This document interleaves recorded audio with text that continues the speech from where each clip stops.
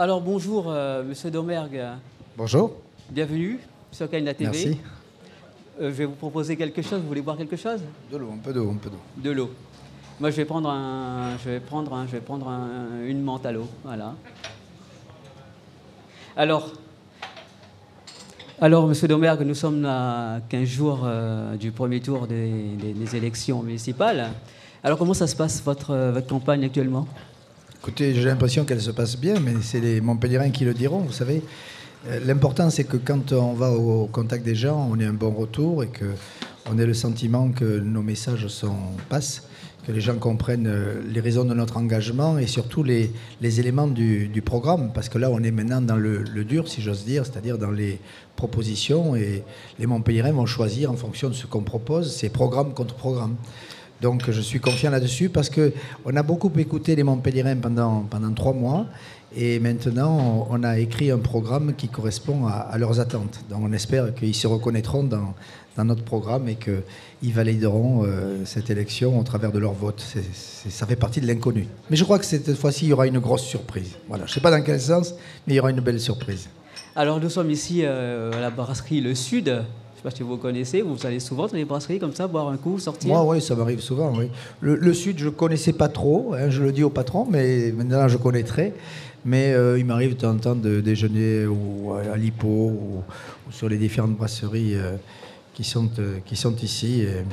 On n'est pas en face de la mairie, mais on est en face de l'hôtel de région. Vous savez que l'an prochain, il y aura encore des élections. C'est tout un symbole. Hein. Donc c'est tout un symbole. Et puis le Sud, moi je suis un fanatique du Sud. J'ai toujours dit qu'on n'était pas le Sud-Ouest, qu'on n'était pas le Sud-Est, on est le Sud. Et il faut revendiquer le fait qu'on est le Sud. Très bien, c'est exactement. Alors, Monsieur Domergue, vous êtes fils de commerçant, petit-fils d'instituteur, et petit-fils d'agriculteur aussi. Institutrice. Ma grand-mère paternelle. Votre grand-mère qui était institutrice. Que je n'ai jamais connue d'ailleurs, parce qu'elle est décédée quand mon père avait 5 ans, donc vous voyez. Vous êtes né à Perpignan, vous? Moi, je suis né à Perpignan, oui. C'est ça, c'est bien ça. Je suis catalan d'origine. Et Montpelliérain maintenant depuis l'âge de 18 ans. Et vous connaissez bien Montpellier donc. Ah, je crois que je connais toutes les rues. Et pour venir de la Paillade en 15 minutes en moto, croyez-moi, il faut bien connaître les rues de Montpellier. Surtout quand vous voyez les embouteillages qu'il y a, même en période de vacances. Et vous avez fait vos études de médecine ici, donc, à Montpellier? Oui, j'ai fait toutes mes études ici à Montpellier, à la fac de médecine. Et j'ai habité dans au moins une vingtaine de quartiers différents de Montpellier tout au long de mes études et de ma vie professionnelle. J'ai souvent déménagé. Et votre carrière politique ici aussi a débuté, ici à Montpellier aussi.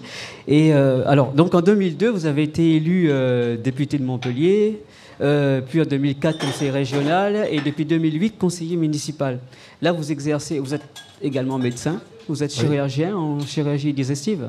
Oui, aujourd'hui, j'ai pris depuis 2010 la direction du centre, 2011 pardon, la direction du centre de lutte contre le cancer et j'ai une petite activité médicale.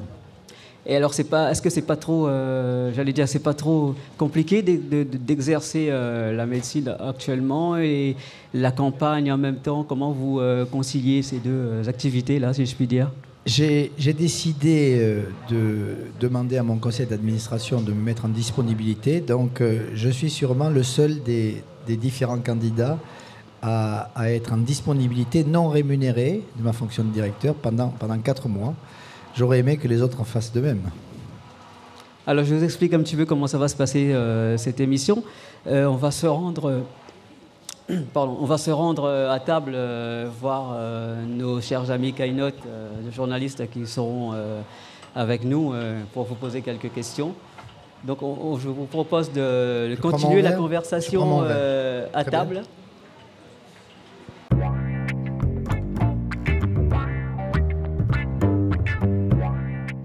Alors, Monsieur Domergue, je vais vous présenter les trois journalistes qui sont avec moi et qui vont... vous interroger. Alors, Nejma, que je connais, Grégoire, bonjour Grégoire, et Lucie, qui sont tous les 3 étudiants en journalisme ici à Montpellier. Alors, ils vont vous interroger sur deux grandes thématiques qui vous sont chères et qui nous sont chères aussi, à savoir l'emploi et la participation des habitants. Mais d'abord, nous allons voir un portrait de vous qui a été réalisé, qui a été dressé par 2 journalistes et un politologue ici à Montpellier et mis en image par Grégoire et Marion. Surprise. Jacques Domergue, c'est une entrée sur le tard. Là, on est un peu dans la tradition. Il n'est pas né à Montpellier, il est né à Perpignan, mais on est un peu dans la tradition des médecins ou des avocats à Montpellier. À un moment donné, on choisit un camp ou l'autre. Donc lui choisit le camp de droite. Son entrée en politique est tardive, mais bon, il a quand même un vrai succès à son actif. C'est le fait d'avoir été élu député sur la 2e circonscription, ce qui était pas rien. Donc ça prouve qu'il a eu des débuts prometteur. Domergue, c'est l'autre manière d'entrer en politique pour un leader de droite à Montpellier, c'est la médecine, c'est la faculté plus généralement. La fac de droit, la fac de médecine sont pourvoyeuses de leaders à droite. C'est quelqu'un qui a dans son histoire politique des morceaux de bravoure, puisqu'il a battu Georges Frêche lui-même à Montpellier en 2002, ce n'est pas rien, ça a été de justesse mais ça n'est pas rien. Ensuite, il a fait des scores relativement faibles en 2008 en étant candidat aux élections municipales.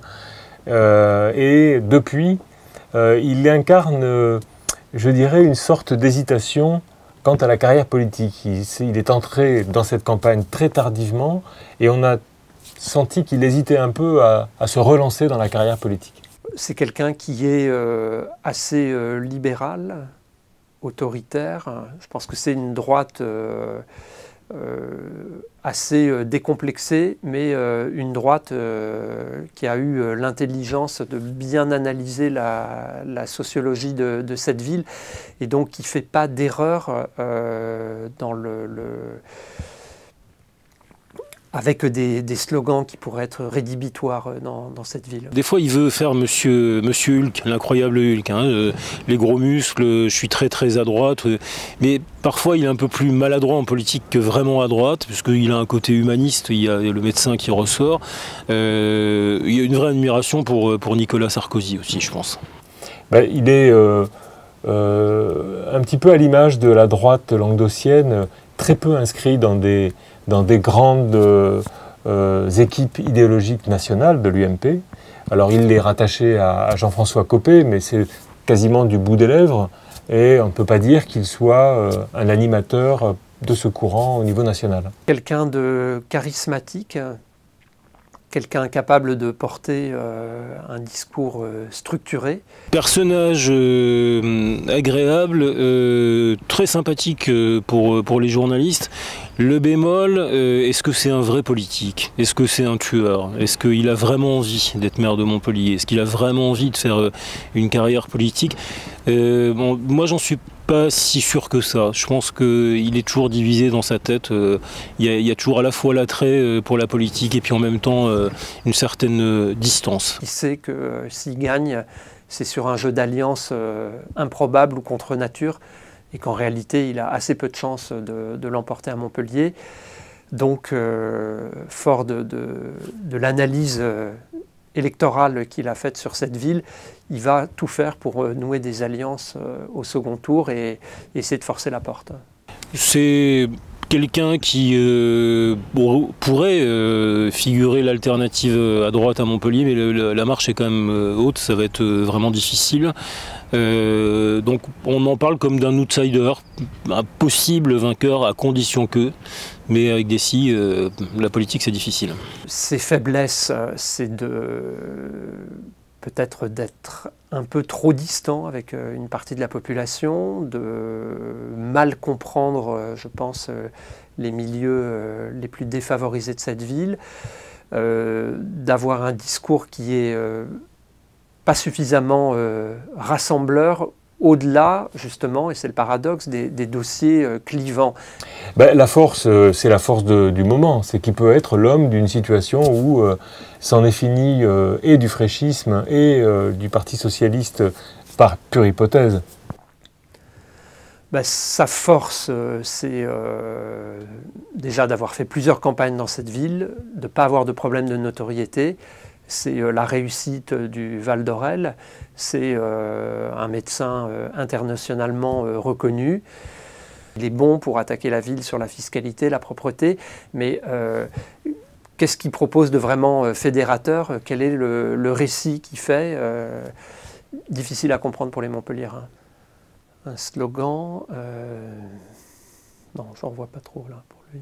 Ce ne sera pas un slogan, ça va être une chanson, c'est un peu la chanson d'Aznavour. Je me voyais déjà en haut de l'affiche. Bon, c'est vrai qu'il a gagné une fois pour l'élection législative. Là, je pense qu'il le dit, hein, il l'affirme, il dit je serai maire de Montpellier, je suis prêt. Bah, à voir, hein, parce que les carrières politiques comme les carrières artistiques, il y a des impondérables. Alors, on a entendu beaucoup de choses hein, sur vous dans ce portrait. On vous dit hésitant, maladroit ou pas suffisamment rassembleur. Alors, est-ce que vous avez vraiment envie de cette mairie? Est-ce que vous avez vraiment envie de devenir maire de Montpellier? Vous savez, l'envie, c'est important. Mais avant tout, l'important est de savoir si je suis prêt à être maire de Montpellier. Parce que ce n'est pas moi qui vais décider demain si je serai ou pas maire de Montpellier. Ce sont les Montpelliérains. Mais aujourd'hui, je peux leur dire que, même si certains disent que j'ai hésité, je peux leur dire que j'ai beaucoup appris entre l'échec de 2008, ça a été signalé par les journalistes, c'était un de mes premiers échecs dans la vie, vous savez, et quand vous échouez, vous tirez des leçons, sinon c'est désespéré.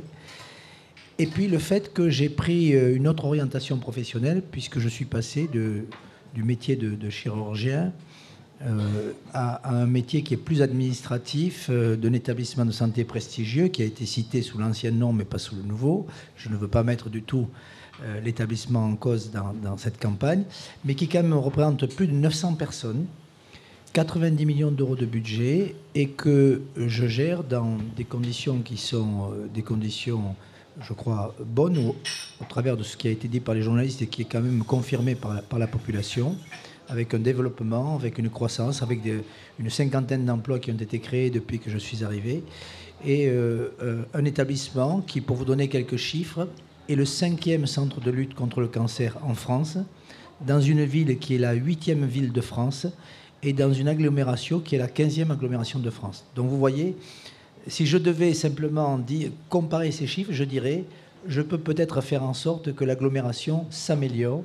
Et aujourd'hui, je ne sais pas comment il faut analyser les différents qualificatifs qui ont été portés sur moi, mais aujourd'hui, je peux dire aux Montpelliérains que je suis prêt à gérer la ville, je suis prêt à gérer l'agglo, s'ils m'en font cette confiance. Mais c'est eux seuls qui décideront. On vous reconnaît quelques qualités aussi, hein, de toute façon. Vous avez bien entendu, on vous reconnaît charismatique, vous êtes plutôt... sympa. Voilà. Je me balade en moto, j'ai pas une voiture de fonction. Voilà, il y a pas mal d'atouts, oui.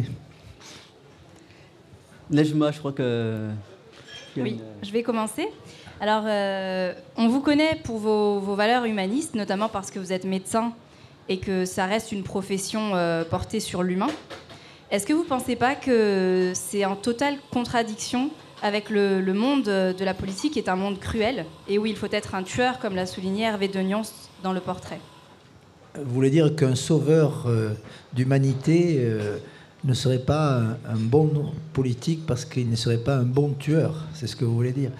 Non, je crois qu'aujourd'hui, on est dans une phase où la politique est en train d'évoluer et de changer. C'est vrai qu'on connaît l'adage qui dit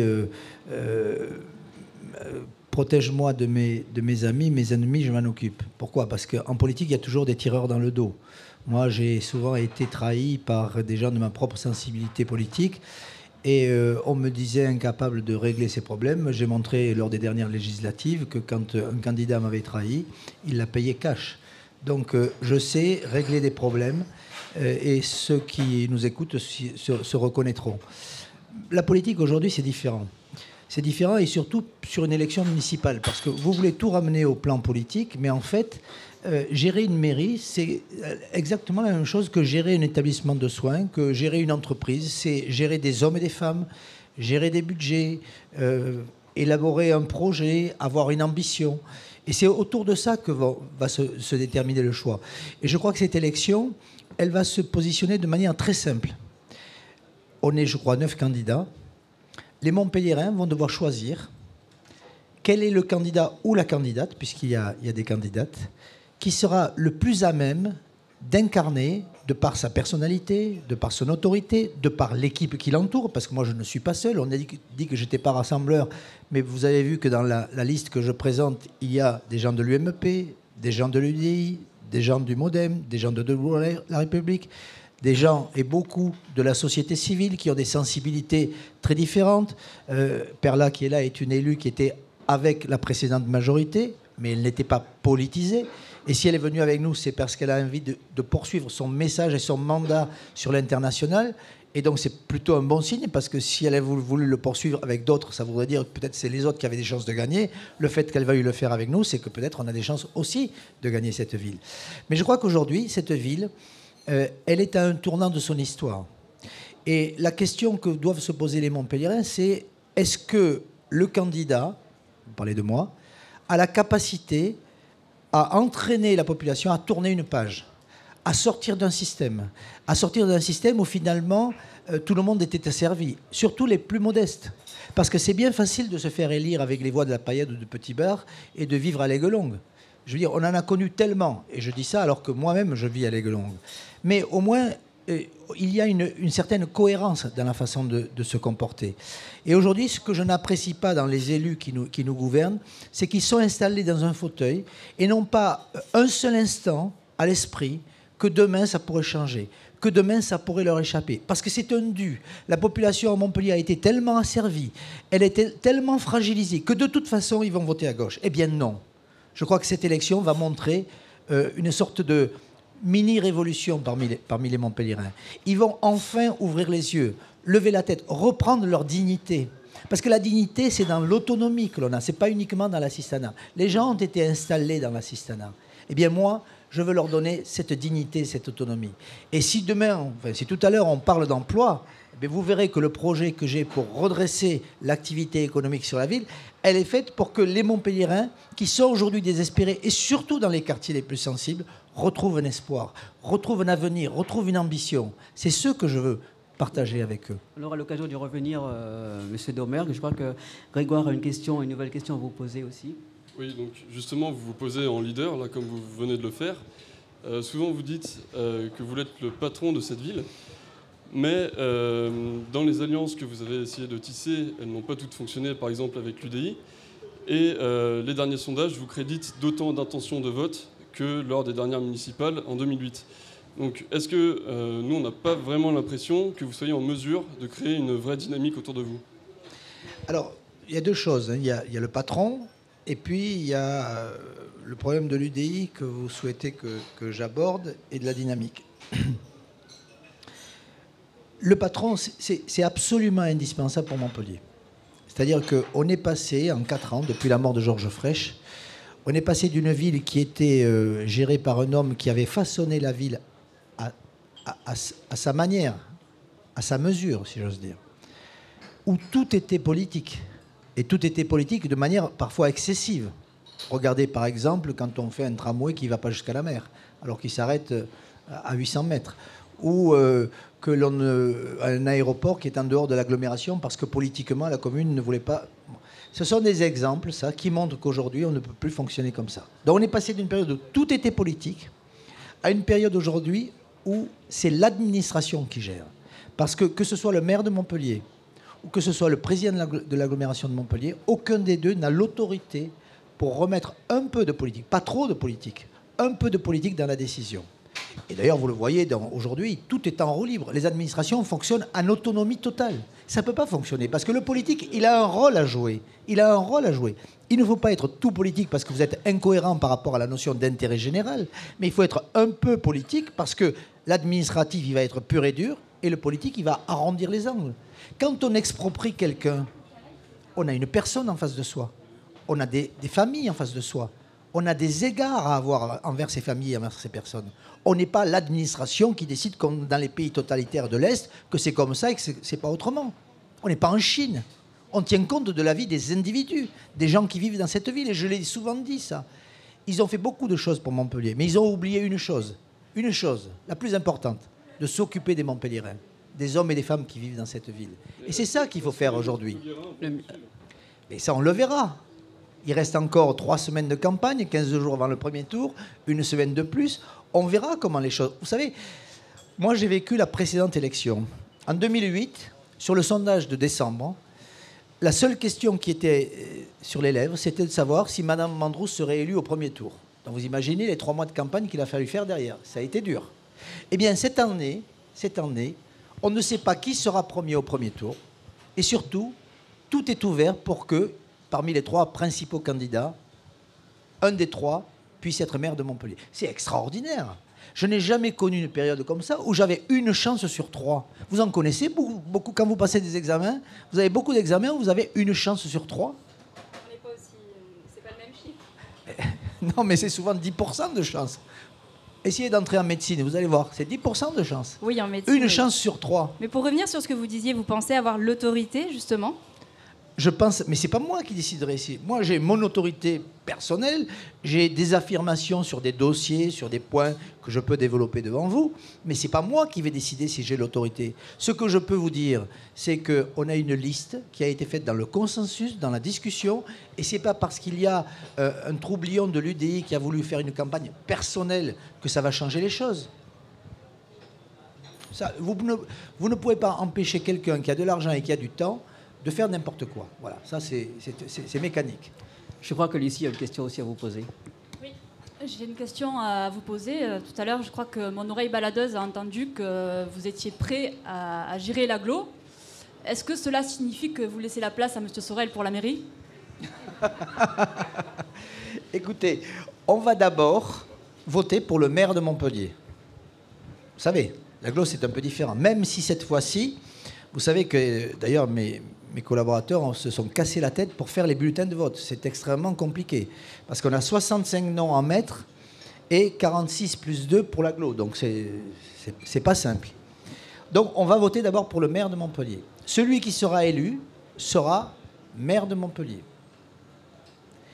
Et ensuite, la communauté d'agglomération décidera en fonction des équilibres, mais Montpellier n'a plus la majorité comme elle l'avait, puisque vous savez qu'aujourd'hui, l'opposition rentre dans l'agglomération. Donc si je suis élu, j'aurai 36 voix de Montpellier qui viendront renforcer les voix des autres communes de l'agglomération, et il faut 46 voix pour être élu président d'agglomération. Si je suis dans l'opposition, on en aura beaucoup moins. Donc ne brûlons pas les étapes. La première étape, c'est de se faire élire à la mairie de Montpellier, et ensuite de voir qui ou comment on sera la personne qui sera président de l'agglomération. Pourquoi ? Parce que Montpellier est une des rares villes en France qui a délégué autant de responsabilités à l'agglomération. Et c'est vrai que le vrai pouvoir et les vraies responsabilités, on parlait de l'emploi, on peut parler de la culture, on peut parler du sport, tout ceci a été délégué. Toutes les infrastructures, tous les équipements sportifs ont été délégués à l'agglomération quand ils n'ont pas été, comme l'a fait Fraîche à l'époque, relégués dans le rang de la région, puisqu'on est ici devant l'hôtel de région. Mais Monsieur Domergue, on est entre nous là. Vous pouvez dire, entre nous, oui. Est-ce que, imaginons qu'il y ait une alliance avec Monsieur Sorel, est-ce que vous pouvez l'imaginer, ce schéma ? Moi, je suis prêt à tout imaginer à partir du moment où les Montpelliérains le cautionnent et le demandent. C'est vrai que quand on se balade dans la ville, quand on rencontre des gens, beaucoup nous disent faites une alliance avec Sorel parce qu'on veut mettre fin au système. On veut mettre fin au système. Moi, quand j'ai battu Georges Fraîche en 2002, je ne l'ai pas battu uniquement parce que les gens ont voté massivement pour moi. C'est parce qu'il y avait avant tout du rejet de la personne de Georges Fraîche qui avait été assez insultant, notamment avec les communautés du quartier de la Paillade, du Petit Bar. Ils lui ont fait payer. Et là, je crois qu'ils sont prêts à leur faire payer. Parce qu'ils se rendent compte que depuis 6 ans, ils ont été l'objet de beaucoup de promesses, mais que le résultat aujourd'hui est catastrophique. 44% de chômage à la Paillade. Je suis allé au Petit Bar, les jeunes, ils sont désœuvrés, ils sont révoltés, ils sont prêts à tout casser. Alors je ne dis pas que moi, demain, je vais arriver comme Merlin l'Enchanteur, d'un coup de baguette magique, je vais tout régler.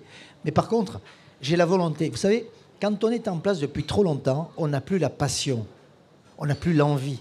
Vous me demandiez tout à l'heure si j'avais envie d'être maire. J'ai l'envie d'être maire, mais surtout j'ai envie de m'occuper des gens, de ces jeunes-là. Je veux les sortir de cette difficulté, parce qu'un jour ça va exploser à Montpellier. On est une des villes qui est aujourd'hui la plus précarisée de France. Le revenu moyen par habitant à Montpellier est de 25% inférieur à la moyenne nationale. Excusez-moi, on en reparlera plus tard. Ah, bon, d'accord. Mais puisque ma camarade a soulevé cette question, vous avez quand même commandité un sondage, à savoir si, en vous alliant avec Sorel, vous seriez gagnant ou non, et ce sondage affirmait que vous le seriez. Une réponse rapide et après est-ce que vous pensez que déjà Sorel l'acceptera? Qu'est-ce que vous en pensez? Vous demanderez à Sorel ce que Sorel veut faire. On lui a demandé, il était sur ce même plateau la semaine dernière et il nous a répondu que non. Que vous aviez commandité ce sondage sans son avis. Ah ben ça c'est sûr. Mais attendez, c'est moi qui l'ai payé. Donc je n'avais pas à demander l'avis à quelqu'un qui n'a rien à voir là-dedans. Vous avez vu qu'aujourd'hui c'est la manie. Il est concerné quand même un petit peu. Les candidats font des sondages. Il y en a un qui tourne en ce moment. C'est pas moi qui l'ai demandé. Je crois savoir qui c'est. Mais non, pourquoi on a fait faire ce sondage? Parce que depuis plusieurs mois, on sentait cette envie de changer le paradigme de l'élection. C'est ça qui est important. Si moi, candidat de droite, étiqueté de droite, même si j'ai des gens qui ont des sensibilités différentes avec moi, et c'est important et c'est une force. Si moi je me présente devant les Montpelliéraines, qui est une ville de gauche, de manière abrupte, le combat droite-gauche est disproportionné. On n'a aucune chance de séduire cet électorat. Par contre, si on fait comprendre que des alliances peuvent se faire autour d'un projet, autour de valeurs, autour d'une façon de gérer, autour du respect, autour de l'éthique, ben là c'est plus un problème de droite ou de gauche. S'occuper des problèmes d'emploi, est-ce que ce sont des problèmes de droite ou de gauche? S'occuper des problèmes de circulation en ville, de propreté en ville, est-ce que ce sont des problèmes de droite ou de gauche? S'occuper des hommes et des femmes qui vivent à Montpellier, est-ce que c'est plutôt de droite ou de gauche? Qui peut le dire? Alors, M. Domer, on y reviendra très franchement sur les alliances avec Sorel et où... Il n'y a que ça qui vous intéresse. Non, on y reviendra très franchement. Mais alors, vous savez que nous, à Caïna, on est très attachés aussi aux problèmes qui se passent dans les quartiers populaires, notamment La Paillade et d'autres quartiers autour de Montpellier. On est très sensibilisés sur les problèmes d'emploi, sur les problèmes de chômage. Nous allons tout de suite regarder un reportage qui a été tourné il n'y a pas longtemps, la semaine dernière, qui a été mise en image par Marion, Mathilde, Anaïs et Hilaire. Et nous en reparlerons juste après.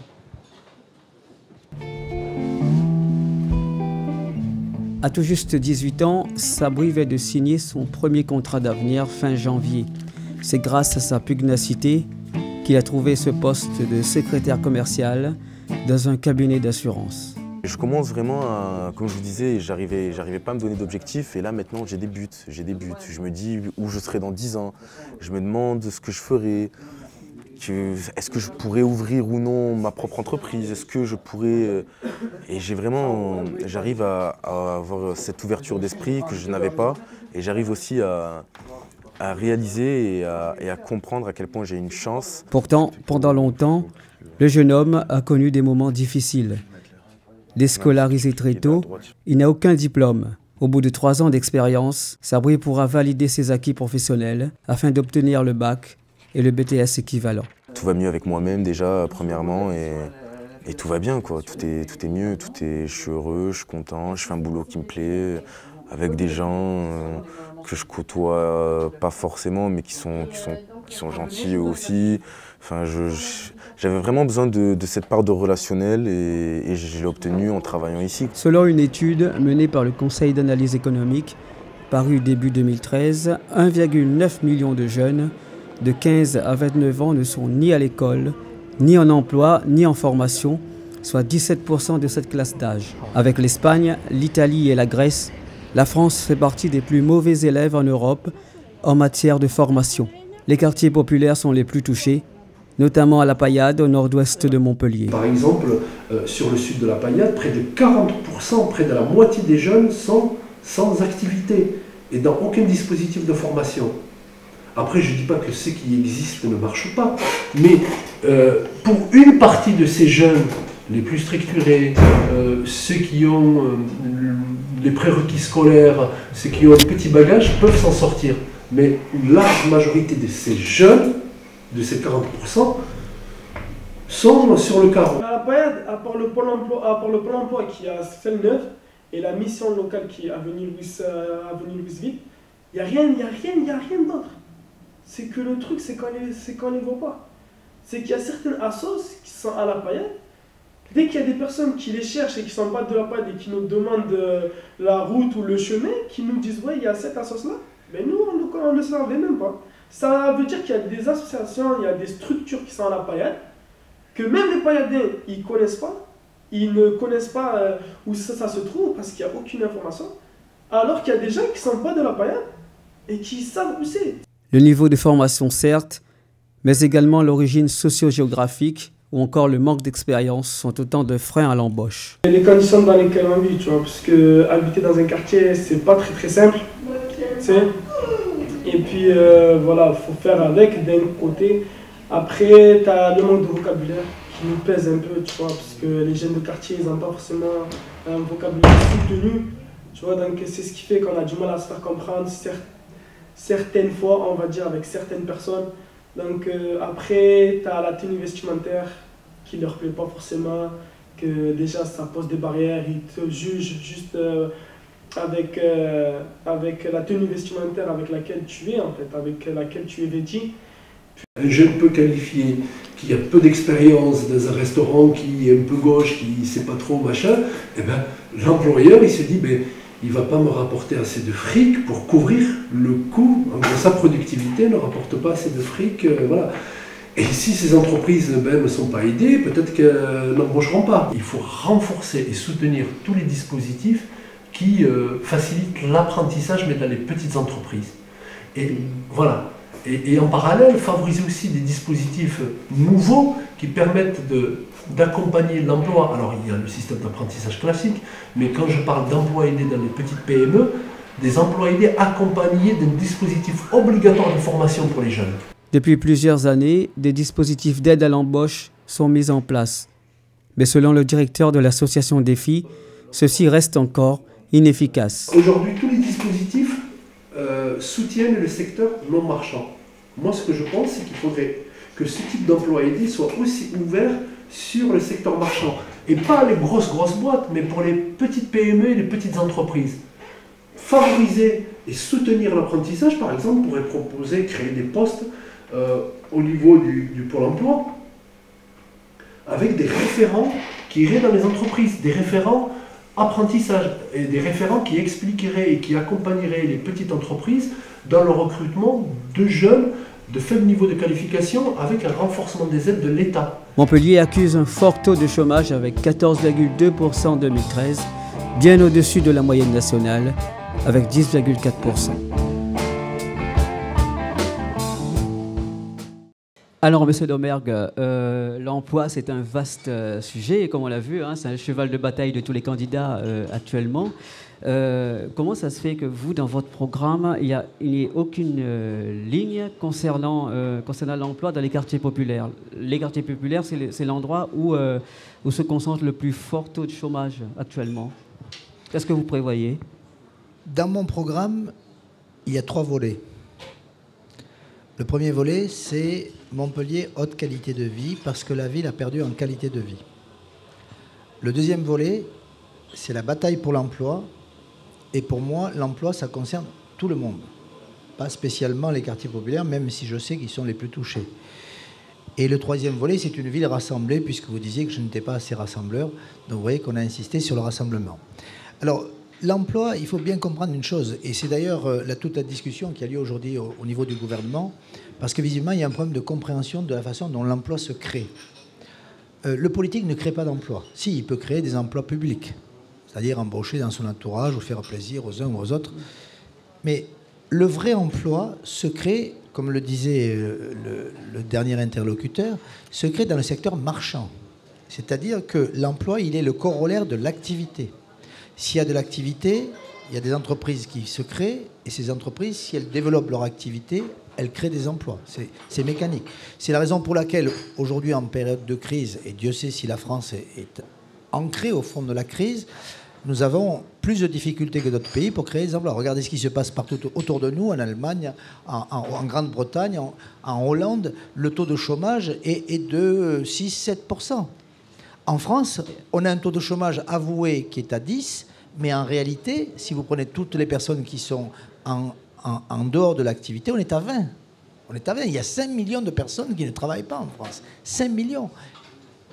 Quand c'est difficile, quand il n'y a pas d'activité, les plus fragiles sont les premiers qui trinquent, comme on dit communément. Et moi, je les rencontre, je les connais. J'en ai embauché dans mon établissement des jeunes des quartiers. Mais ils sont les premiers à être victimes des difficultés d'embauche. C'est pas plus compliqué que ça. Et c'est la raison pour laquelle aujourd'hui on se retrouve avec des situations complètement dramatiques. Alors c'est pas pour autant qu'on ne peut rien faire. On peut agir là-dessus. Il faut donner une identité économique à la ville. Parce que si on veut faire venir des entreprises, il faut qu'on ait une image. Je le redis, Toulouse, c'est l'aéronautique. Grenoble, c'est les nanotechnologies. Saint-Étienne a pris le créneau du design. Montpellier n'a pas d'image. Eh bien, l'image, il faut la prendre autour de ce qui fait notre ADN. Montpellier, c'est le pôle scientifique quand même, c'est la médecine. Montpellier, c'est la médecine et la santé. Eh bien, disons-le haut et fort. Et ayons la volonté de faire en sorte qu'on draine toutes les activités qui concernent l'homme, la santé, la médecine, la recherche, l'agroalimentaire, avec le pôle qui est fort, l'eau, avec un pôle mondial de l'eau, la silver economy, avec les personnes âgées. Tout ça, c'est la médecine et la santé. Et d'autant plus que, je vous coupe, excusez-moi, mais d'autant plus qu'à Montpellier, on forme à tous les métiers, sauf que après, les jeunes, une fois qu'ils sont formés, ici, ils s'en vont. Ils s'en vont. Alors pourquoi? Comment ça s'explique? Mais ils s'en vont. Il faut que vous connaissiez le tissu économique de la ville. À Montpellier, il y a quand je dis Montpellier, c'est le Grand Montpellier. Il y a 28 000 entreprises, en tout cas, qui sont référencées au registre du commerce. 28 000 entreprises. Sur ces 28 000 entreprises, vous en avez 93% qui sont de moins de 10 salariés. Moins de 10 salariés.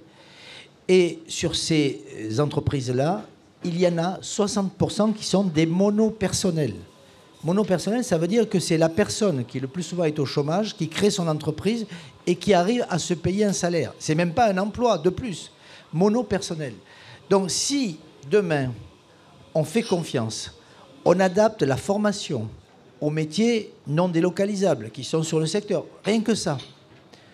Mettons sur 10% des 28 000 entreprises, ça fait 3 000 entreprises. Et qu'on donne la capacité à ces entreprises de se développer, de créer un seul emploi. Vous voyez, en 2 ans, on peut créer 3 000 emplois. Mais pour cela, il faut qu'il y ait de l'activité. Il faut que ces entreprises se développent, qu'elles aient besoin de créer. Il faut que ceux qui sont responsables de la formation fassent des formations dans le domaine qui concerne les entreprises du secteur. Et aujourd'hui, vous vous retrouvez avec des difficultés. D'une part, une inadéquation entre les niveaux de formation et les emplois réellement disponibles. Ça, c'est classique. Et puis surtout, ce qu'il faut dire, c'est que les collectivités locales, qui sont les principaux donneurs d'ordre, et ils s'en glorifient, si j'ose dire. Moore, hier, disait, par exemple, qu'il y a 5 milliards d'euros de travaux qui vont démarrer. Mais pour les jeunes des quartiers, ils nous l'ont dit hier et avant-hier quand on était à la Paillade, pour les jeunes des quartiers, qu'est-ce qu'ils récupèrent? Rien. Rien. Parce que ces gros travaux, le doublement de l'autoroute, le TGV, une mairie ou Pierre-Vive, ne sont pas donnés en priorité aux entreprises locales. Ce sont de grands groupes qui viennent prendre les marchés et qui souvent les sous-traitent à des personnels étrangers.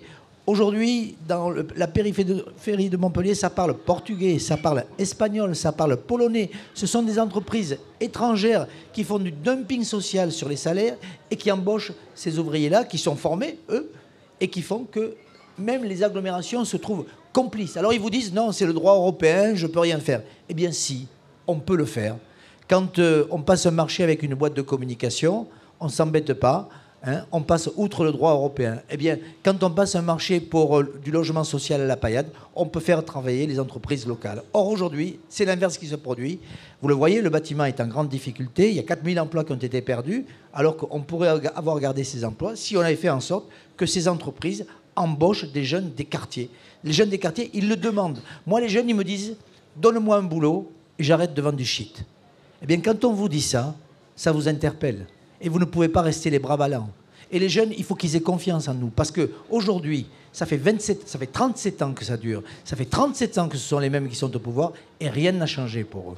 Grégoire, je vois. Alors, oui, on voit bien que vous êtes conscient du problème dans les quartiers. Vous l'avez même souligné au Rockstore. Vous avez dit dans votre meeting qu'il y avait 40% de chômage dans les quartiers. Mais là, en fait, on n'est pas convaincu par ce que vous nous dites, entre autres parce qu'il y a 45% de la population dans les quartiers populaires sur Montpellier qui n'ont pas de diplôme. Donc, comment faire pour arranger ça? Et la plupart de vos propositions, par exemple, faire de Montpellier un pôle pour la médecine, il faut des diplômes. Vous excluez une partie de la population, en fait. Alors, vous avez raison et vous vous trompez. Moi, hier, j'ai vu au Petit Bar des jeunes qui avaient des BTS, qui avaient des licences. Pas des doctorats, mais des licences, des BTS, et qui n'avaient pas de boulot. Et qui étaient prêts à prendre n'importe quel boulot. Donc, vous voyez, il y en a qui ont des diplômes et qui sont sans boulot. Et c'est vrai que beaucoup ont quitté l'école prématurément et n'ont aujourd'hui aucune perspective, aucun avenir. Alors, c'est la raison pour laquelle, et je pense que ça, c'est dans mon programme, vous le verrez, c'est peut-être trop petit pour que vous l'ayez vu, on a prévu, à la manière de ce qui est fait pour le high-tech, sur les pépinières d'entreprise, on a prévu de créer dans les maisons pour tous, puisque vous savez qu'il y en a un paquet de maisons pour tous, des micro-pépinières généralistes pour permettre à ces jeunes qui ont un projet, qui ont une idée, de trouver les moyens de mettre en pratique cette idée, ce projet, avec un soutien logistique qu'ils n'ont pas aujourd'hui. Des micro-pépinières généralistes. Généralistes, pourquoi? Parce que ça concernera n'importe quel projet, pas uniquement la recherche d'ADN ou la recherche des cellules souches. Non, ça concernera des projets du quotidien qu'un jeune peut avoir envie de réaliser, mais qu'il ne sait pas réaliser aujourd'hui parce qu'il ne sait pas comment s'y prendre. Ça, c'est un plus que nous proposerons. Ça concerne directement les quartiers. Est-ce que vous pensez que ça va fonctionner alors qu'on voit que les missions locales ou même les pôles emploi ont beaucoup de mal à trouver du Mais job? Pôle emploi n'a jamais créé d'emploi qu'au niveau de Pôle emploi. Vous le savez. Aujourd'hui, le job se trouve de bouche à oreille, il se trouve parce que vous connaissez quelqu'un, il se trouve parce que... C'est comme ça que ça fonctionne. Pôle emploi, je pense que certains d'entre vous ont dû avoir des contacts avec Pôle emploi, ils sont décourageants. Ils sont décourageants, je vous assure. Je les ai rencontrés, moi, à plusieurs reprises, quand ils faisaient grève, avant qu'il y ait la fusion.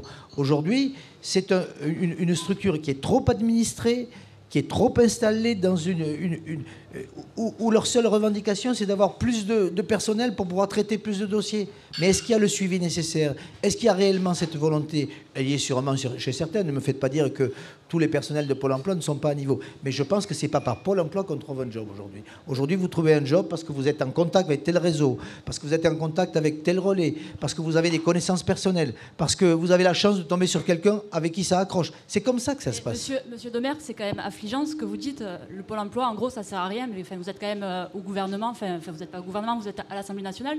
Non, j'y suis plus. Hein. Vous étiez à l'Assemblée nationale, mais qu'est-ce que vous avez fait pour changer Mais attendez, il faut des structures. Il faut des structures pour régler, pour accueillir les chômeurs et pour essayer de les orienter.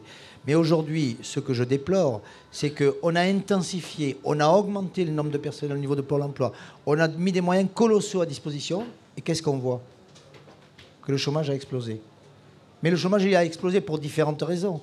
Il a explosé avant tout parce que la crise, on la prend de plein fouet aujourd'hui, alors qu'elle a démarré il y a 5 ou 6 ans. Mais on la prend de plein fouet aujourd'hui parce que nous, on a un amortisseur social qui fait que pendant 2 ou 3 ans, on l'a reproché à Sarkozy à l'époque, mais pendant 2 ou 3 ans, il a emprunté, et les Français ne se sont pas rendus compte qu'il y avait une crise. Jamais un salaire n'a été baissé en France. Jamais. En Espagne, mes copains chirurgiens, on leur a baissé le salaire dès 2008, dès 2009. De 20%. Les infirmières espagnoles, elles touchent 800 € aujourd'hui. C'est ça la réalité. En France, non. Tout le monde a gardé son salaire. Certes, ils n'ont pas été augmentés, mais tout le monde a gardé son salaire. Et aujourd'hui, on voit que le système s'écroule, que le système social ne peut plus faire front et qu'on n'a pas cette réactivité, cette audace pour rebondir. Et ce n'est pas avec le pacte de responsabilité que met en place le gouvernement que ça va changer. Le gouvernement croit que parce qu'ils vont baisser de 30 milliards d'euros les charges sur les cotisations familiales auprès des entreprises, que demain, l'entrepreneur va dire « j'embauche ». Mais ce n'est pas comme ça que ça marche.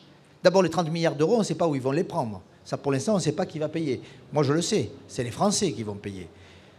Mais demain, est-ce que vous croyez que le chef d'entreprise à qui vous allez baisser les charges va embaucher du jour au lendemain? Qu'est-ce qu'il va faire, le chef d'entreprise? La plupart des entreprises en France, et dans la région encore plus, elles sont brinque-ballantes. Elles sont en train de dire quand est-ce que je licencie? Quand est-ce que j'arrête? Et heureusement ou pas, qu'il y a un droit du travail extrêmement contraignant, sinon il y a beaucoup d'entreprises qui auraient délesté encore plus. Vous le voyez à la télé tous les jours, à la radio, vous entendez telle entreprise, c'est 2000 emplois, c'est 1000 emplois. C'est ça tous les jours. C'est pas comme ça qu'on crée de l'emploi. Créer de l'emploi, c'est avoir de l'audace, c'est dire aux entrepreneurs, venez investir chez nous. Mais quand vous avez un droit du travail qui est trop contraignant, ils ne viennent pas investir chez nous. Vous avez vu la balance commerciale française, elle est déficitaire, que ça n'en peut plus. Les investissements ont diminué de 77% en France, les investissements étrangers. Mais ça, c'est de l'argent qui ne viendra pas en France pour donner du travail aux Français. C'est ça la réalité. Une dernière question, Lucie, et après on avance sur la question justement, de la dans votre participation programme, des vous souhaitez baisser la fiscalité locale des entreprises de 10%. C'est exact mais à la Payade, depuis une dizaine d'années, il y a la zone franche. Les zones franches urbaines qui ont été mises en place, qui bénéficient d'exonération de charges sociales ainsi que d'allègements fiscaux, ce qui en soi pourrait être une bonne idée à la base, sauf que, bien entendu, les entreprises ne jouent pas le jeu et n'embauchent pas les Payadins dans cette structure. Vous avez raison. Une réponse brève, monsieur Demergue. Je dis, vous avez raison, ça vous suffit. Comment faire concrètement pour éviter ces dérives? Vous savez, le principe de la zone franche, il est vertueux au départ. Hein. On vous allège les charges et en contrepartie, vous embauchez des gamins dans le quartier. C'est une idée qui est très noble. C'est pas d'hier d'ailleurs, ça date de plus d'une dizaine d'années, les zones franches.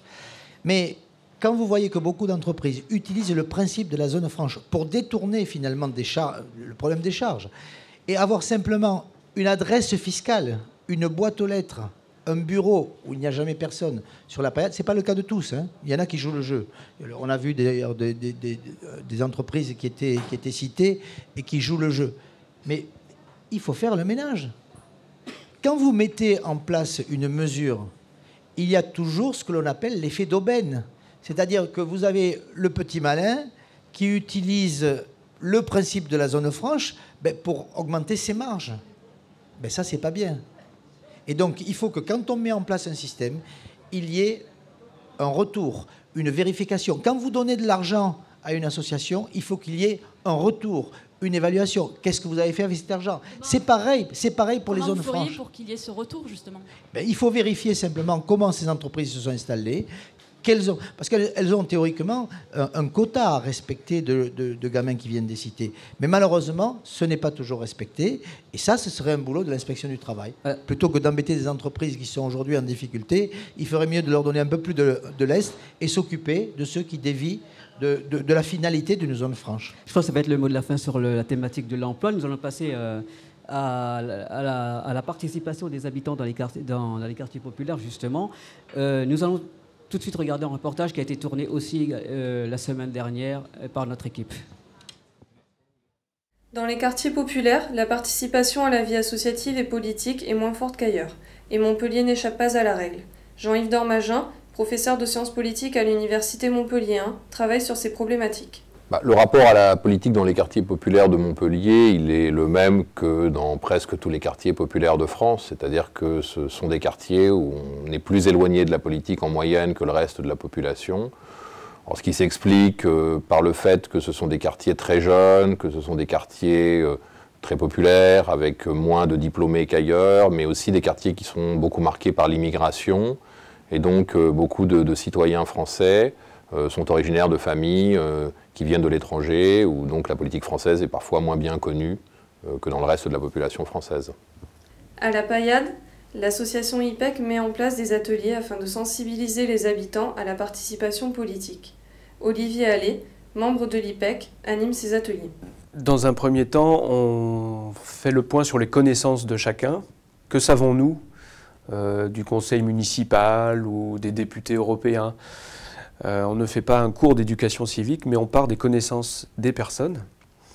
Et ensuite, on essaye de s'exprimer, on invite chacun à s'exprimer aussi sur où est-ce qu'on en est par rapport au vote, par rapport aux élections, pourquoi on a envie d'aller voter, pourquoi on n'a plus envie d'aller voter. Il y a quand même 50% d'abstention attendue, donc c'est une question de société importante. Jonathan est l'un des participants de l'atelier. Il a été élu maire fictif de Montpellier. Que je m'intéresse à la politique, c'est bien, parce que je suis aussi beaucoup la politique à la télévision, tout ça. Et des fois, j'aimerais bien que des fois, s'il y a plus de conseils ici, je viendrai.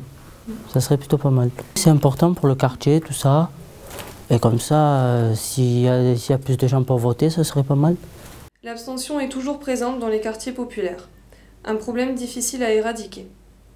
Il existe des formes de participation alternative au vote dans les quartiers populaires de Montpellier comme ailleurs. Les gens peuvent s'engager sur le plan associatif, peuvent parfois participer à des manifestations, peuvent exprimer des opinions politiques sur le web, donc comme ailleurs. Mais ce qu'il faut remarquer, c'est que les deux phénomènes sont associés en général. C'est les quartiers où on vote le plus qui sont aussi les quartiers où on est le plus investi dans ces formes de politique dites alternatives. Et donc cet investissement politique qui reste plus faible en moyenne dans les quartiers populaires qu'ailleurs. Ces ateliers aident les participants à s'impliquer dans la vie du quartier. Un constat que partage Jean-Yves Dormagin. La solution à l'abstention, évidemment, c'est une vaste question. Ce qu'on sait, c'est que la politique et donc la participation politique, elle passe de manière beaucoup plus importante qu'on ne le croit souvent, par des relations directes, des relations interpersonnelles. Donc, ce qui faisait qu'à une certaine époque, les milieux populaires votaient autant, parfois même plus que la moyenne, c'était la présence de militants politiques, de militants associatifs qui contribuaient à la politisation de ces quartiers. L'abstention, elle n'est pas spécifique au quartier. C'est là que nous, on est vigilants à ne pas stigmatiser un quartier ou une population. L'abstention, elle est généralisée maintenant. Ce qui nous semble important, c'est de fournir des éléments de compréhension à tous pour qu'au moment d'aller voter, on puisse voter en conscience et en connaissance. Et non pas voter parce qu'on nous a dit d'aller voter pour telle ou telle personne, mais voter en pleine responsabilité personnelle. Ça n'empêche qu'il y a beaucoup d'abstention attendues. Si ça peut participer un peu à la limiter, tant mieux.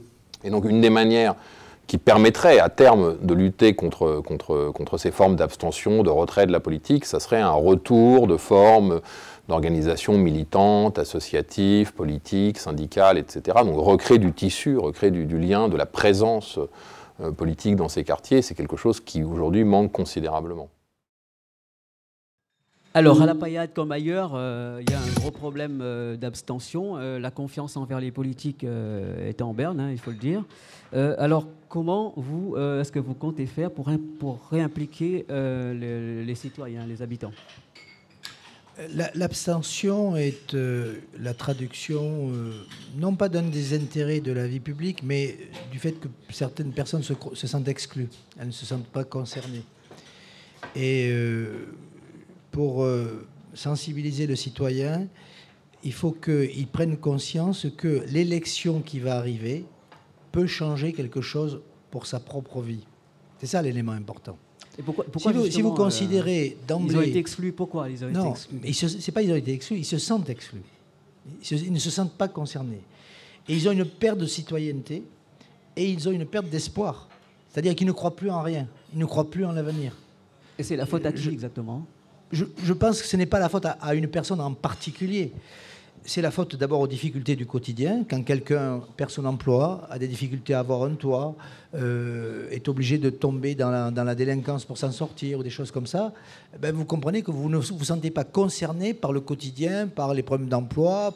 Non, vous vous dites, moi je suis hors circuit et je vis en dehors du circuit. Hier, pas plus tard qu'hier, il y avait un jeune qui était issu des cités, qui était sur je ne sais plus quelle chaîne TV. Et ce jeune, il avait vendu de la drogue, il avait fait de la prison, et il s'en était sorti par la musique. Il s'en était sorti par la musique, c'était un rappeur qui faisait maintenant un peu du rock. Vous voyez ? C'était intéressant ce qu'il faisait, il avait beaucoup de charme en plus. Eh bien, il y a plusieurs moyens de s'en sortir. Et je crois que les jeunes des quartiers, ils sont confrontés à plus de difficultés. Les jeunes des quartiers, qui sont d'origine maghrébine notamment, ils sont victimes d'une discrimination à l'embauche. Mais cette discrimination, elle s'accentue avec les difficultés d'emploi. Quand en 99-2000, on avait 4% de croissance, on cherchait du personnel partout, parce qu'il y avait de l'activité partout. C'était l'explosion de l'Internet. Il n'y avait plus de problème dans les quartiers. Les jeunes, ils avaient du boulot. Ça n'a pas duré éternellement, ça a duré 2 ans. Mais après... on a replongé. Et aujourd'hui, on est dans le dur. On est au fond du trou aujourd'hui. Aujourd'hui, les jeunes dans les quartiers sont complètement désespérés. Et aujourd'hui, il faut impérativement qu'on redonne de l'activité à la ville pour que les quartiers sortent de leur isolement. Mais ça aussi, il faut quand même dire une chose. C'est que sur cette ville, la vie a été communautarisée. Et d'ailleurs, la façon de gérer les quartiers, la façon avec des référents qui sont communautaires chaque fois, la façon d'établir une liste pour avoir chaque fois le représentant de chacune des communautés, montre bien à quel point ça a été installé en institution à Montpellier. Et aujourd'hui, c'est peut-être ceux qui vont renverser la table. Parce que les jeunes des quartiers, ce sont les premiers concernés. C'est que si eux continuent à dire, bah, écoutez, on baisse la tête, c'était comme ça, c'est pas bien, mais de toute façon, on ne veut pas changer. Eh bien, ça ne changera pas. Les gens des quartiers s'abstiennent, ne votent plus, enfin, votent de moins en moins. C'est là, justement, mais l'abstention n'est pas suffisante. Rassembleur. L'abstention, c'est là que vous devez rassembler. Je le dis, l'abstention n'est pas suffisante. Il faut qu'ils manifestent ou leur enthousiasme ou leur mécontentement. Et aujourd'hui, il faut qu'ils manifestent leur mécontentement, leur rejet du système. Parce que ce système, ils le vivent depuis 37 ans. C'est-à-dire qu'à la veille de chaque élection, on agite le spectre de la peur. Attendez, si les autres arrivent, ils ne vont pas vous verser les subventions. Ça, on le dit aux associations. Quand je vais voir les salariés de chez Nicolin ou les salariés de la TAM, on leur dit, mais s'il arrive demain, il va couper les contrats, comme si j'avais le moyen de couper les contrats. On agite la peur. Et dans les quartiers, c'est pareil. Vous allez voir quand ils vont arriver, c'est la droite qui arrive. Mais attendez, il y a des hommes et des femmes derrière ces valeurs. Et ces valeurs, ce sont des valeurs de travail, ce sont des valeurs de famille, ce sont des valeurs qui aujourd'hui font le fondement de notre vivre ensemble. Et aujourd'hui, ce vivre ensemble, il est en grande difficulté.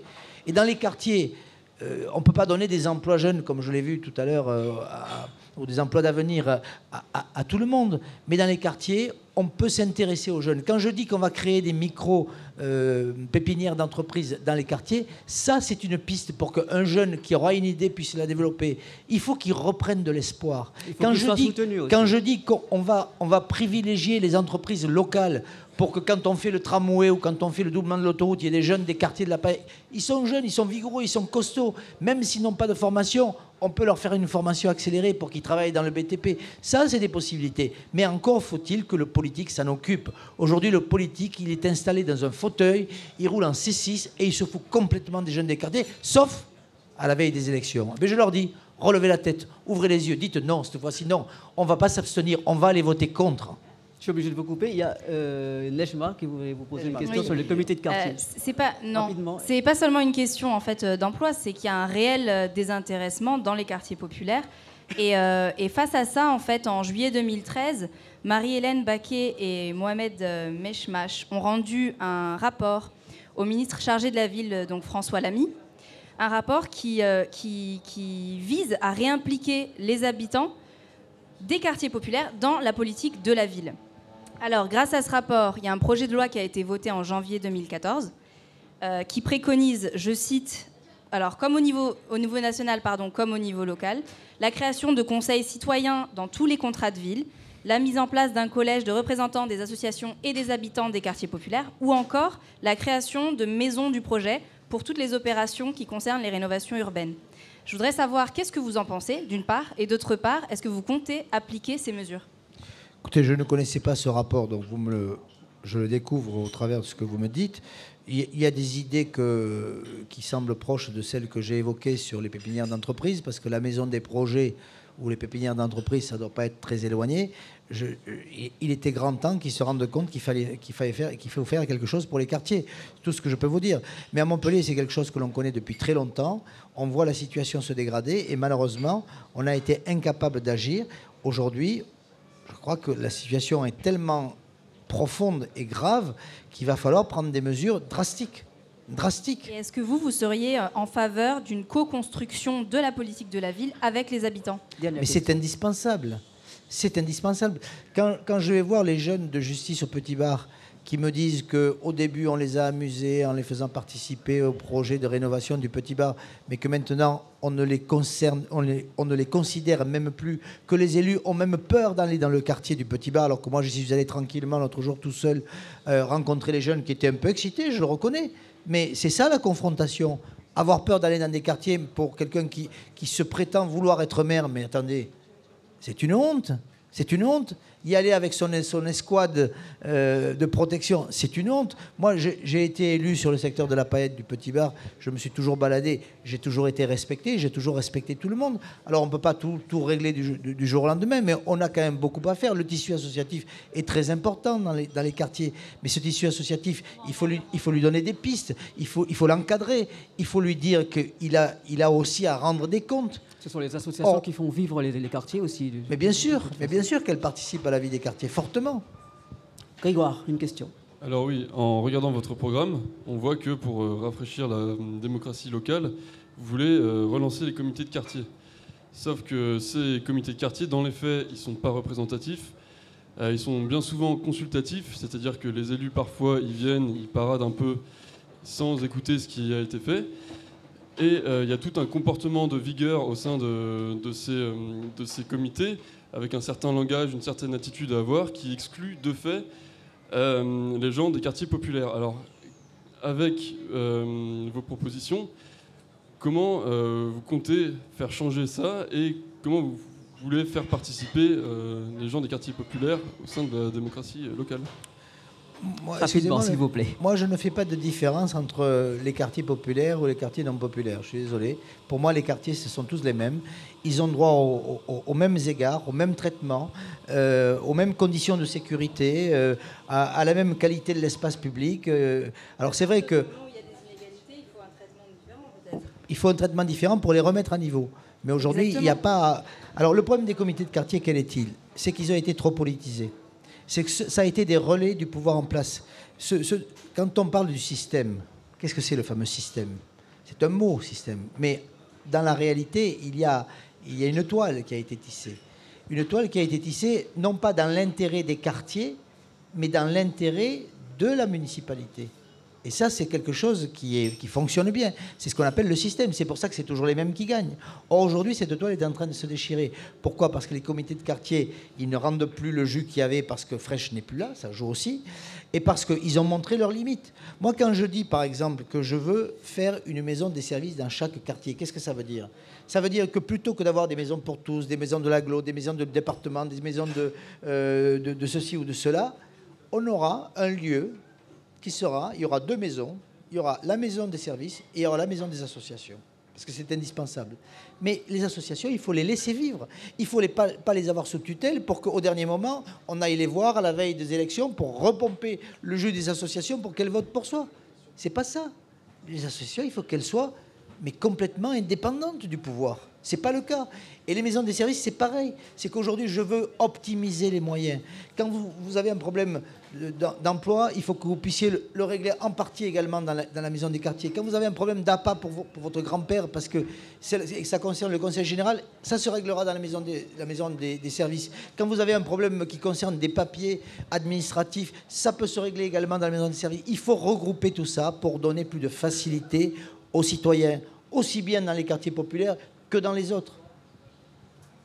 Voilà, alors nous arrivons au terme de notre émission. Avant de conclure, je vais vous demander de signer le livre d'or. Ah, je croyais que c'était un chèque pour l'association. C'est vous qui allez faire le chèque.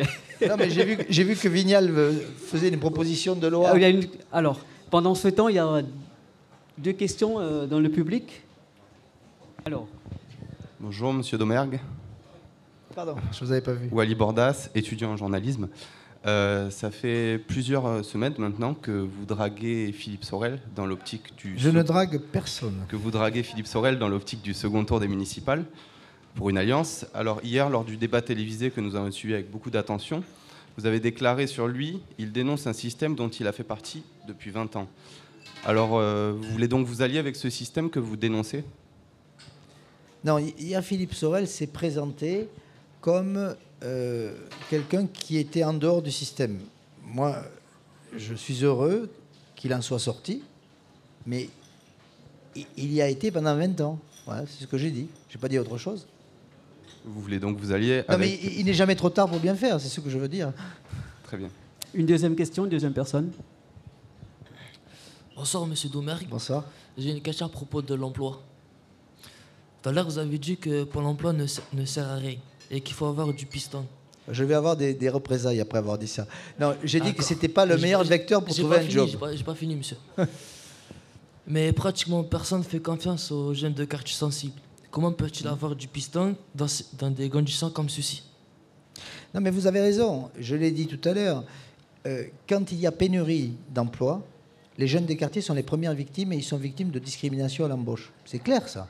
Ouais, c'est-à-dire, je le dis et je le redirai à n'importe qui. Parce que c'est la réalité. Mais les jeunes des quartiers aussi, ils ont à faire des efforts. Ils ont à faire des formations.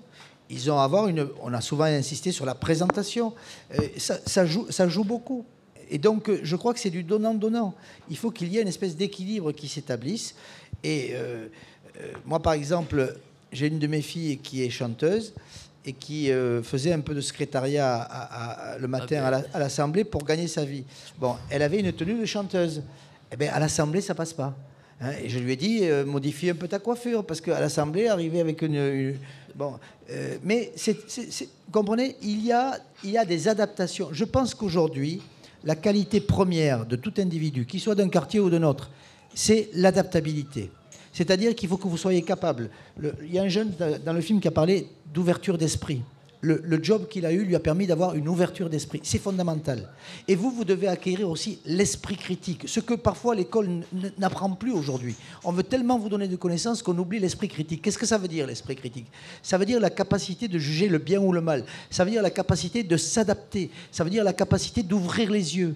Eh bien, ça fait partie des qualités qu'il faudra pour trouver un emploi demain. Et l'emploi que vous trouverez à 25 ans, ce ne sera pas le même que vous aurez à 35 ans et ce ne sera pas le même que vous aurez en fin de carrière, s'il y a un emploi. Et c'est là-dessus qu'il faut insister. Mais vous avez raison, c'est encore plus dur pour les jeunes des quartiers quand il y a pénurie d'embauche. Mais comment ils peuvent avoir du piston? Mais ce n'est pas une question de piston. C'est sur la formation, c'est sur la valeur, sur le relationnel. C'était ce que vous avez dit. Le jeune... Non, je n'ai pas parlé de piston. Si. Je n'ai pas parlé de piston. Ah, non, j'ai pas parlé de piston. Des personnes. Non, j'ai dit qu'aujourd'hui, le système était perverti. C'est ce que vous avez dit tout à l'heure. Ici, non, j'ai dit que le système était perverti parce que justement, on utilisait l'emploi, comme on utilise d'ailleurs le logement, on n'a pas parlé de logement, comme une arme politique. Je t'embauche le petit si tu fais voter pour moi. C'est ce que j'entends tous les jours aujourd'hui. Je te donne un appartement si tu fais voter pour moi. Eh bien ça, il faut le dénoncer. Il faut qu'il y ait de la transparence. Il faut que les hommes et les femmes qui vont voter votent en toute liberté, indépendamment des promesses d'embauche ou des promesses de logement. C'est fondamental. Ça ne s'achète pas une voix. C'est votre conscience. Vous devez voter en votre âme et conscience. Eh bien, ce sera le mot de la fin. Merci. Je m'auto-pistonne. Je vais pas chanter de chanson. Moi j'avais une question, c'était sur... vous avez parlé pas mal des jeunes, avec beaucoup de compassion, d'humanisme sur les jeunes des quartiers, mais vous avez parlé aussi des 3 volets de votre programme. Il y en a un que vous n'avez pas du tout abordé, ce qui est assez étonnant, c'est l'aspect sécuritaire, notamment la tolérance zéro et la vidéosurveillance dans les quartiers. Et finalement on a un peu l'impression que c'est une des seules solutions que vous avez pour ces jeunes-là. Je vois pas le rapport entre la sécurité et les jeunes. Ben, vous avez eu plein de compassion pour les jeunes, même ceux qui vendaient du shit, par exemple. Oui. Mais au final, derrière, vous avez un volet... Mais attendez, ça n'exclut pas. Ça n'exclut pas. Moi, on me dit aujourd'hui, par exemple, le centre-ville est dégueulasse. Il y a de l'insécurité. Les gens n'osent plus sortir et aller au cinéma le soir, etc. etc. Alors, vous assimilez la délinquance à la jeunesse, peut-être, mais il n'y a pas que la jeunesse. Il n'y a pas que la jeunesse. Justement, je l'assimile aujourd'hui, pas, quand on voit ce volet-là, on a l'impression que vous traitez aussi par le mauvais bout. Il faut un volet sécuritaire. Aujourd'hui, la ville n'est pas sécurisée. Il faut répondre à cette attente aussi. Il y a des gens qui demandent à être plus en sécurité. Je peux vous citer des exemples. Aujourd'hui, les gens se plaignent que tous les alors, c'est souvent les jeunes, parce qu'ils picolent de la bière, paraît-il, ils pissent dans les coins de rue. Ils pissent dans les portes cochères. Mais en contrepartie, ils ont des circonstances atténuantes. C'est que vous n'avez pas de toilettes publiques en ville. Voilà. Eh bien, moi, je dis tout simplement, il y en a très peu, moi je dis, on mettra des pissotières, mais le jour où il y aura des pissotières, il faudra qu'ils pissent dans les pissotiires et non pas dans les coins de rue. Et là, ils seront verbalisés, bien sûr. C'est ça la tolérance zéro. C'est une forme de tolérance zéro. C'est de l'éducation. C'est de l'éducation. Il faut qu'on apprenne à vivre ensemble. Et il y a un minimum de respect. Dans cette ville, tout le monde passe au feu rouge. Mais donc la vidéosurveillance, ça s'appliquera aussi à ceux qui pisseront dans les rues. Mais non, mais la vidéosurveillance, c'est elle est nécessaire dans certains quartiers, elle n'est pratiquement présente que sur le centre-ville. Il faut en mettre également dans les quartiers. Vous avez des gens qui vous demandent d'avoir une caméra, et dès que la caméra arrive, paraît-il que la délinquance baisse. Moi, je vous dis ce que j'entends. Merci. Mais n'assimilez pas la jeunesse à la délinquance. Moi, je n'assimile pas du tout. La jeunesse sans espoir, elle va créer de la délinquance, c'est évident. Et quand les jeunes me disent, si donne-moi un boulot, j'arrêterai de vendre du shit, ou j'arrêterai de bricoler à droite ou à gauche, ou de casser des voitures, je pense qu'ils ont raison de dire ça. Parce que ça, c'est la réalité. Merci, Monsieur Domer. Je crois que nous sommes maintenant obligés de conclure sur cette émission, puisque nous arrivons au terme. Et donc, merci à Nejma, merci à Grégoire et Lucie. Merci à toute l'équipe de Kaina qui a réalisé cette émission. À très bientôt pour une nouvelle.